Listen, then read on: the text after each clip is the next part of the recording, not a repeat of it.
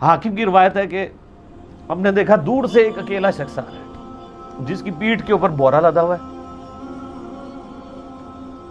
तो नबी अलैहिस्सलाम की आप मोहब्बत देखे, आपने फरमाया कि तू अबू जर हो जा, यानी जो आने वाला शख्स है तू अबू जर हो, यानी हुजूर ने ख्वाहिश का इजहार किया। आपको नजर तो नहीं आ रहा था ये कौन आ रहा है, आपकी मोहब्बत, आपको पता था अबू जर गफार ही नहीं रह सकता पीछे। तो साहबा कहते हैं आपने बताया तू अबू जर हो जा, तो साहबा कहते हैं थोड़ी देर बाद जब वो करीब आए तो हमने पहचान लिया अबू जर गिफारी हैं। तो जब हमने पहचान लिया ना तो हुजूर अलैहिस्सलाम ने उनके पहुंचने से पहले आपने फरमाया अबू जर को देखो अकेला आ रहा है,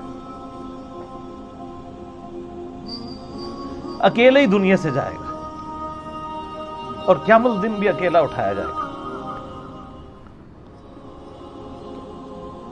दुनिया से क्या कह रहे, सही बुखारी में आता है कि हज़रत उस्मान गनी रज़ियल्लाहु अन्हु के दौर में चुके,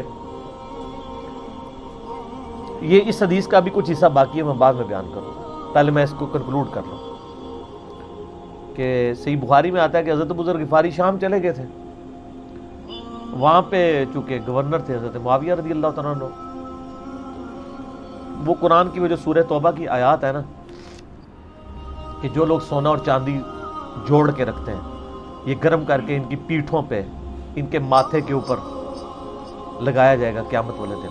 तो वो ये आयत पढ़ा करते थे और हज़रत मुआविया से उनका झगड़ा रहता था कि तुम लोग जो ये माल जोड़ रहे हो ना और ये इतने ख़जाने तुम लोगों ने बना लिए हैं, ये नबी अलैहिस्सलाम की तालीमात के ख़िलाफ़ है। तो जब मुआविया कहते थे ये तो अहले किताब के बारे में आयत नाजिल हुई है, तो वो कहते थे नहीं ये सब के बारे में है। अब शरई हुक्म यह है कि माल आप जोड़ सकते हैं अगर आप ज़कात दे रहे हैं, लेकिन ये पसंदीदा नहीं है, तरीक़े नबूवत ये नहीं है। नबी अलैहिस्सलाम नहीं जोड़ सकते थे, पूरी ज़िंदगी ज़कात देने की नौबत नहीं आई है, हालांकि खुमुस मिलता था खैरात का। अबू ज़र गिफ़ारी का झगड़ा यह था कि तुम तो नबी के असहाब हो, तुम लोगों को ये ज़ेब ही नहीं देता कि तुम लोग इस तरह के मालात में रहो और इस तरह माल जोड़ो। तो अब चूंकि सीनियर से आबी थे, इनको हाथ डालना भी आसान नहीं था। फिर नबी अलैहिस्सलाम ने फरमाया हो कि इससे ज़्यादा सच्चा इंसान ही कोई नहीं। तो मुआविया ने खत लिखा हज़रत उस्मान को कि जी इस बंदे से मेरी जान छुड़ाए ना, इसको आप वापस बुलाएं। हज़रत मुआविया ने जब खत लिखा तो उस्मान ने इनको कहा तुम मदीना शरीफ वापस आ जाओ। मदीना शरीफ जब ये वापस आए तो सही बुखारी में आता है कि लोगों का झमघटा लग गया अबू ज़र गिफ़ारी के गिर्द। लोगों को पता था ये तो बड़ा यानी ज़ुहद वाला बंदा है। तो अबू ज़र गिफ़ारी वही हदीसें सुनाया करते थे कि हुजूर ने फरमाया ये पहाड़ सोने के बराबर हो तो मैं खैरात कर दूंगा, जबकि बाकी साहब कहते थे कि माल जोड़ना जायज़ है अगर ज़कात कोई देता रहे। वो ये कहते थे कि यार ये तुम लोगों को तो ज़ेब नहीं ना देता, यार तुम लोग तो ये बातें ना करो, तुम लोग नबी की सोबत याफ्ता हो, तुम लोगों को तो ज़ुहद होनी चाहिए तुम लोगों की ज़िंदगी में। अब लोगों का हुजूम उनके गिर्द लग गया और फिर हज़रत उस्मान ने उनको खलीफा वक्त थे बुलाया और कहा कि यार तू खुद ही मदीना शरीफ छोड़ के यहाँ से चला जा, तेरी वजह से फितना खड़ा हुआ। तो हज़रत उस्मान ने कहा मैंने तो नबी अलैहिस्सलाम से सुना था कि गुमरानों की इताअत करना, सब्र कर लेना।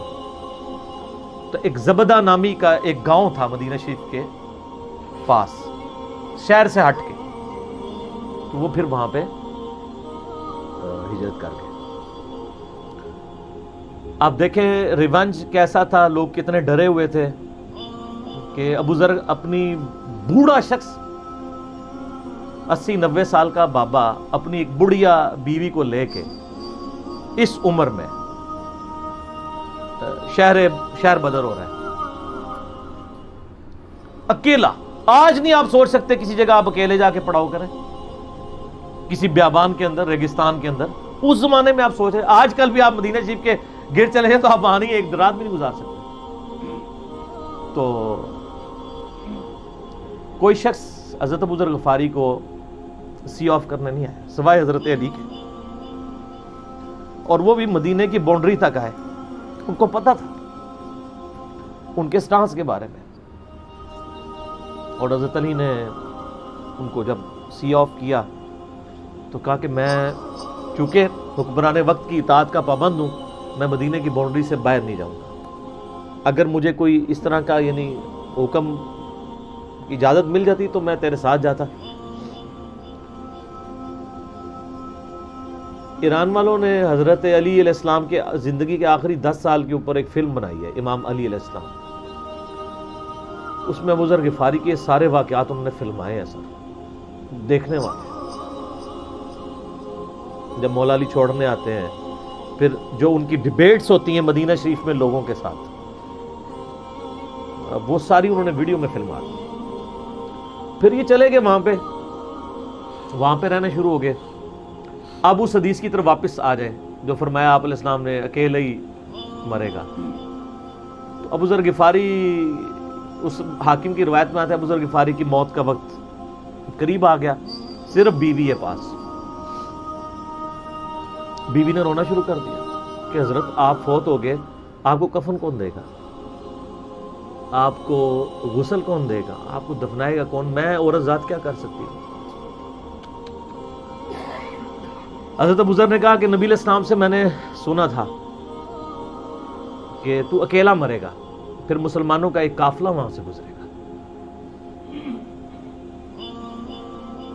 جو تجھے کفن دے کے دفنائے گا اور جنازہ بھی پڑھے گا۔ تو نے فکر نہیں کرنی، جب میں مر جاؤں تو میری لاش کو چوراہے پہ رکھ دینا، گزرگاہ پہ، جو یعنی مدینہ کی طرف راستہ آتا تھا گاؤں ایریا سے گزر کے، اللہ میرا بندوبست کر دے گا۔ وہی ہوا کہ ان کے مرنے کے بعد مسلمانوں کا ایک قافلہ دور سے آ رہا تھا۔ تو اسی مستقل حاکم کی حدیث میں آتا ہے کہ سر قافلہ بھی سنے پھر کون ہے، عبداللہ ابن مسعود رضی اللہ عنہ۔ ابو ذر غفاری بھی زہد کے امام، ابن مسعود بھی زہد کے امام، ابو درداء بھی زہد کے امام۔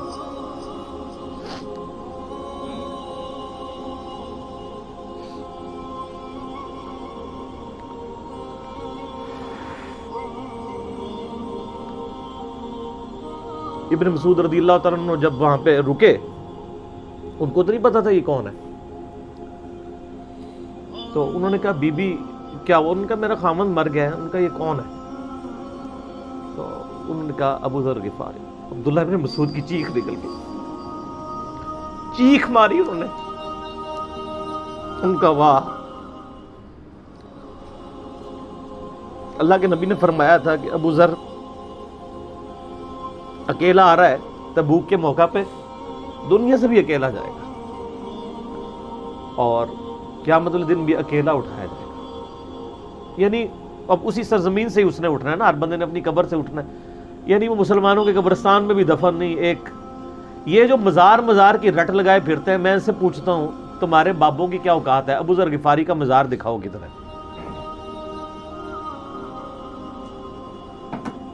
جو اس روئے ارض پہ نیلی چھتری کے نیچے سچا ترین انسان جس کو اللہ کے نبی کہہ رہے ہیں، اس کا کوئی مزار نہیں ہے۔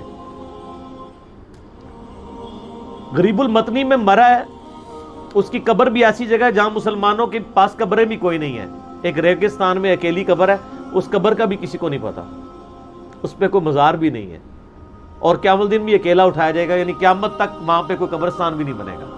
ظاہر نبی علیہ السلام کی یہ بھی خبر ہے، تو کیا وہ ناکام ہو گیا؟ اگر مزارات ہی دلیل ہے کامیابی کی، تو عبداللہ ابن مسعود رضی اللہ تعالیٰ نے ان کو غسل دیا، کفن دیا اور دفنا دیا۔ یہ پوری ڈیٹیلز آپ کو المستقل حاکم میں مل جائیں گی۔ تو ابو ذر غفاری ان چند شخصیات میں سے ہیں جن میں پوری امت کا اتفاق ہے ان کی نیکوکاری کے اوپر۔ شیعہ بھی ان کو بہت رسپیکٹ دیتے ہیں، اہل سنت بھی دیتے ہیں، صوفیاء کے ہاں بھی ان کو امام مانا جاتا ہے زہد کی وجہ سے۔ آپ تصوف کی جتنی کتابیں پڑھیں، چاہے امام غزالی کی ہوں، رسالہ کو شیریہ پڑھیں، اور لوگوں کو بھی پڑھنا شروع کریں، تو ابو ذر غفاری آپ کو زہد کے امام کے طور پہ ملیں گے کہ ان کی زندگی میں یعنی یہ زہد تھا کہ انہوں نے کس طرح کی زندگی گزاری ہے۔ سر لوگ مجمع میں مرتے ہیں، ان کو یاد کوئی نہیں کرتا۔ اور ابو ذر غفاری کو آج بھی دنیا یاد کر رہے ہیں، ہم بھی یاد کر رہے ہیں رضی اللہ تعالیٰ عنہ علیہ السلام۔ اللہ تعالیٰ قیامت والے دن ہمیں ایسے نیکوکار لوگوں کا ساتھ نصیب فرمائے، آمین ثم ٹھیک ہے۔